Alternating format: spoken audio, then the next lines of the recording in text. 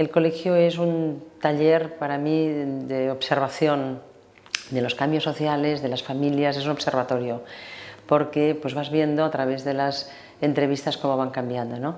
Las familias cambian en muchas cosas y los niños están inmersos en mundos distintos, el impacto de la tecnología, de las prisas, de la logística, de muchas cuestiones. Pero al final un hijo lo que quiere es que sus padres se quieran y quiere recibir este acogimiento a su vida y este acompañamiento de sus padres y del colegio pues durante toda su formación. Por tanto, en este sentido lo esencial no cambia y tenemos que no perder el norte y la guía, ¿no?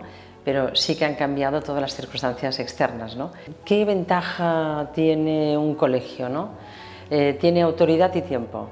Es decir, que cuando unos padres pues ya han escogido, han hecho la primera elección, significa que depositan en principio una confianza, ¿no? Y un maestro de primeras edades, luego un profesor, el director, el consejo, tienen una autoridad natural, ¿no? Por tanto, aquí hay una capacidad de ayudar muy potente.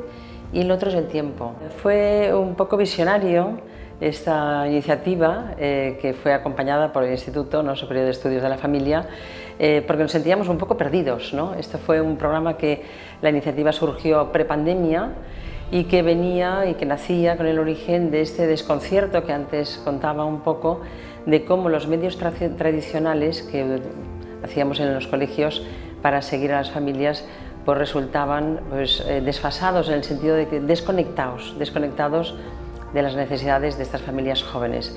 Por tanto, teníamos la convicción de que había que desafiar los medios tradicionales, a la vez reforzar los contenidos esenciales y poner el foco en las personas que están en los primeros estadios de la vida de las familias. Seguiremos de la mano de los expertos del IESP para continuar esta labor con el training.